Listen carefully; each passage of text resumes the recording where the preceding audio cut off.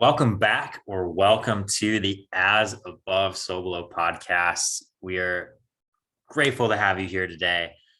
My name is Gunnar Regan, my co host, Andrew Swayze. We are here today to discuss morning routines, the importance of them, the use of them, and most importantly, how they line up with having more fun in our lives.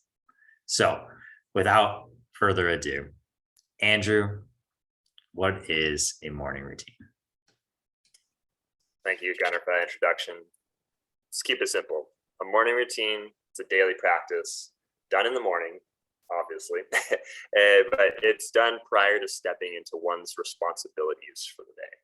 As self-responsible people, we got shit to do, right? So the morning routine, it sets us up for success. That's what a morning routine is. The next question that I would like to pose to our listeners is, why should you be intentional about how you start your day? Like, what about having a morning routine is important?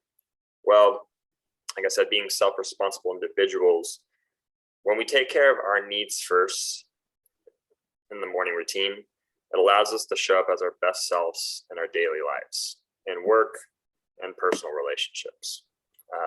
The expression I like to think of when it comes to morning routine is that you fill up your cup first, and then you can give from the overflow.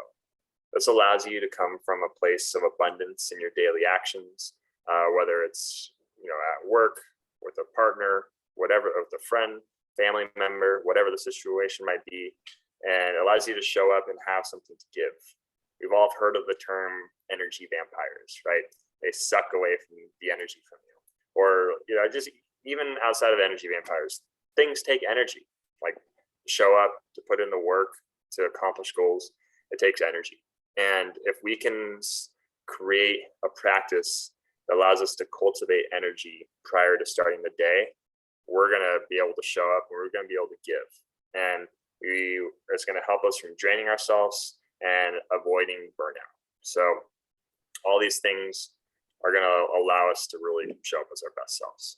Next, what I'd like to take our listeners through are the 5 action steps to creating a morning routine.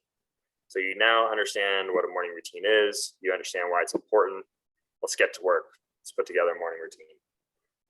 The first step in creating a successful morning routine is to reflect. What I mean by reflect is bringing awareness to what you are currently doing in the mornings, or for some people, not doing in the mornings. What does your morning routine currently look like? I would encourage you to journal about this, maybe write some things out. Shouldn't be too extensive, but something you can ask yourself is, when I look at my morning routine, are there certain things that do not serve me? They do not fill my cup or allow me to show up as my best self. Sometimes that is us reacting in the morning versus being intentional with what we're doing and going to our phone and letting social media pull our attention away from starting the day successfully, or turning the TV on, or, for some people, these things can be good, but for some people, they can be detrimental. So being aware of the things that don't serve you and you deciding and making a decision in that process about what those things are. The next question you would ask yourself in this reflection process is the second step in the 5 action steps, is to determine what practices allow you to show up as your best self.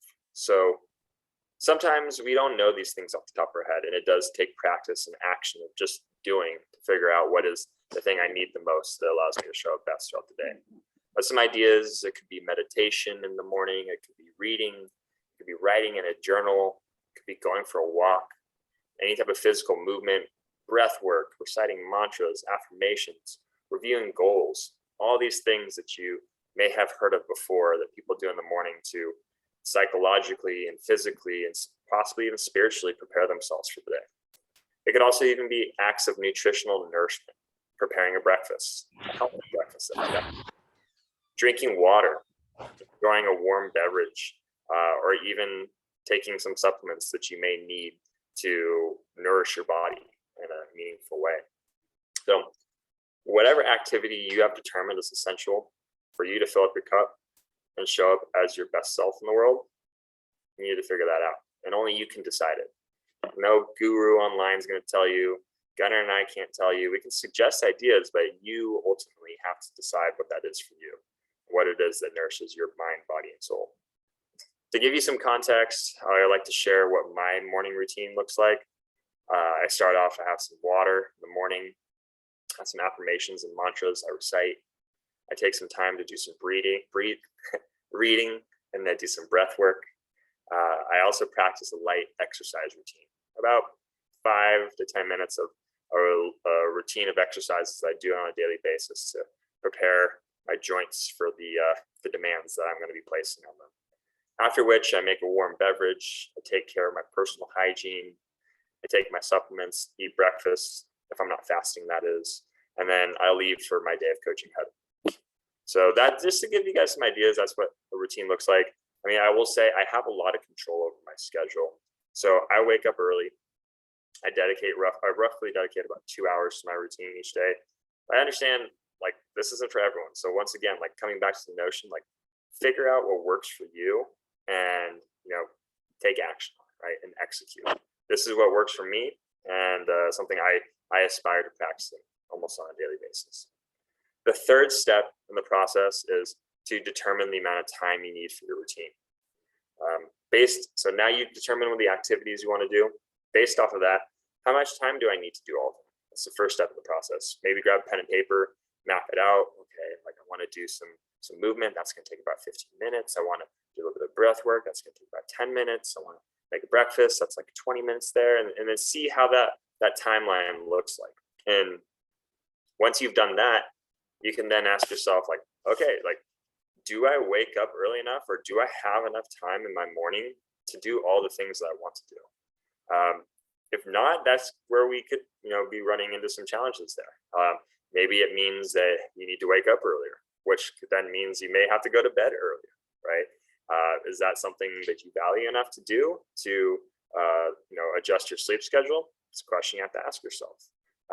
If I was to keep my sleep schedule, maybe I have to reevaluate how much time I need to do each activity for themselves. Maybe reading gets cut down from 30 minutes to 10 or 15 minutes. Or then from there, maybe you decide, reading, I do enjoy this, but it's best for me to do this in the evening time as opposed to my morning routine.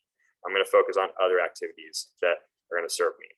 Something that I think of when I'm going through these questions and I'm thinking about how much time I need to dedicate towards each activity is I like to think of what's called the 80-20 rule. People may have also heard of it as Pareto's Law. Pareto's Law, simply put, means 80% of outputs come from 20% of inputs. 80% of results come from 20% of the actions taken. So when you are thinking about your morning routine here, think about and practice this and determine what practice specifically in your morning routine is going to give you the most, is going to fill up your cup the most, right? Some people, it's just getting outside and going for a walk. Like, doing that for 10 minutes, like, that gives me 90% of the filling up of my cup that I need to go out and have a successful day. Sometimes for some people, it's eating a breakfast or drinking water, whatever that is. Figure out what it is. Figure out your 80-20 rule. Figure out which practices in your morning routine give you the most for possibly the least amount of effort. So whatever that is going to allow you to leverage your time well and allow you to, strategically put together a routine that allows you to, still get the sleep that you need and allows you to then show up as the best person you can be in the world. The fourth step to creating a morning routine is, we hinted at this already, but it's keeping it simple. Morning routines do not need to be perfect. I will admit, most days, my morning routine does not look exactly like I described it earlier.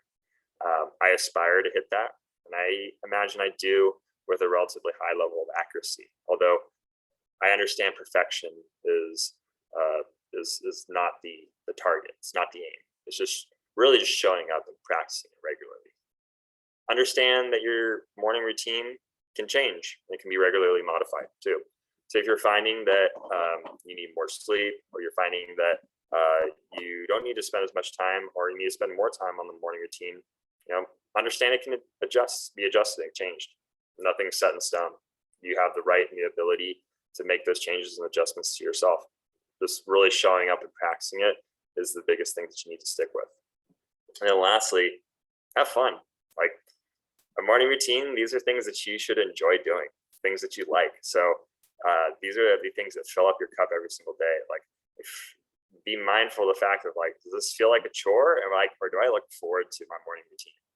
Some mornings I don't even need an alarm clock to wake up because I just look forward to getting started and getting going with my day. And I just enjoy the practice of my morning routine. And that's enough for me in and of itself to wake me up in the morning. So lastly, step 5 is take action. Try it out. We mentioned this already. Notice what works and doesn't work. And then practice. Practice, practice, practice. This is a practice, the morning routine. Practice takes consistency.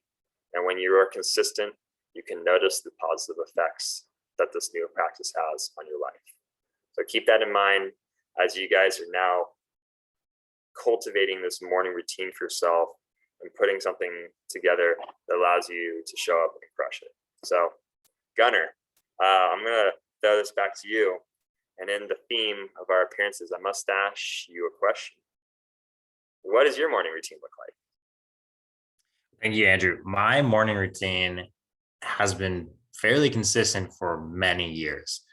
And the reason it's consistent is, for me, it's highly simplified. I drink a big bottle of water right away. First thing, literally roll out of bed, maybe even still sitting in bed, I have my bottle of water ready, and that kicks my day off. I know if I'm hydrated, I'm going to feel better when I train. I'm going to feel better when I'm writing and thinking later on. So first piece, drink the water. Second piece, I walk right out and start cooking my breakfast. For me, the practice of cooking my breakfast, whether that's cooking for myself or me and Katie, it's always meditative. For me, that's my time. I'm really particular on how I like to cook my eggs and spinach and sausage, as well as cutting through a bagel, or maybe it's slicing a piece of bread. Like having all those things that I can do in a routine gives me control that I'm fueling myself correctly. And it gives me a space of peace, knowing I'm doing what's going to fuel me, and I'm doing what's going to make me feel good, feel happy. And those are the most valuable things for me in the morning. After that, I get to eat breakfast. I get to have conversations. What am I feeling? What am I looking forward to? And those are things more recent, maybe the last 2-3 years of my life that have come about. However, it's always water. I always make breakfast, whether I don't have a lot of time or not. I do those two things, and that keeps me taking action, keeps me consistent. Andrew, my question is, what was the very first thing you did when you wanted to start a morning routine? What was that first practice you implemented? That was movement based. My morning routine, the first morning routine I ever practiced was movement based routines. I am a movement and strength based coach, and the work that I do with my clients, I encourage all of them to build a practice of morning movement in their routines every single day. That's it. Yeah, move that body, get it going. Your joints, they can only stay as healthy as you move them. So and when I check that box off for the day, like it's a big boost for my day. It helps me feel good, and then I get to the gym and I start working with my clients, and my body is primed and ready to go to start demonstrating and doing the work that I need to do, helping my clients out. So has the water and the breakfast always been your go-to morning routine, or was there something else that you had prior to that? The breakfast has always been there. The water is become more important the older I get. The breakfast is something that I learned how to cook when I was very young, and it's evolved as my nutrition needs have grown.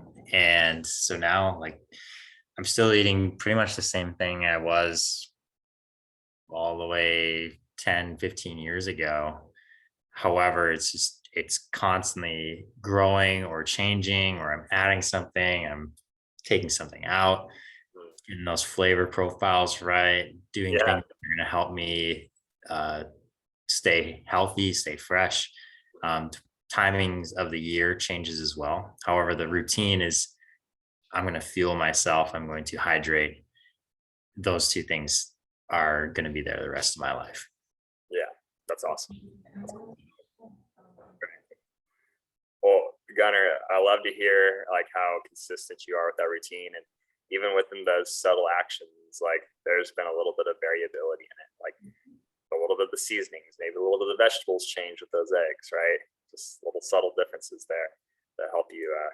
Well, you stick to it, but then you have little differences. So there's not complete rigidity to it, although like what works for you, you stick to it. So kudos, Gunnar. Where can people find you at? Thank you, Andrew. I can be found on Instagram at Gunnar Regan, or my business page at Animus Coach.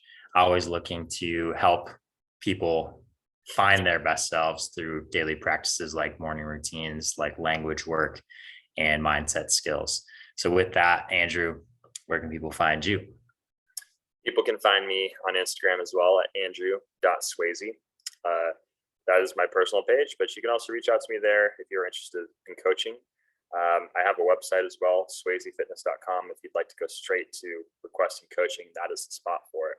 So to all of our listeners, please like and subscribe to videos. Leave any comments below. If you have anything to share, any insights that you have been able to take away from our episode. Otherwise, bid you adieu and have a beautiful rest of your day. Peace. Goodbye.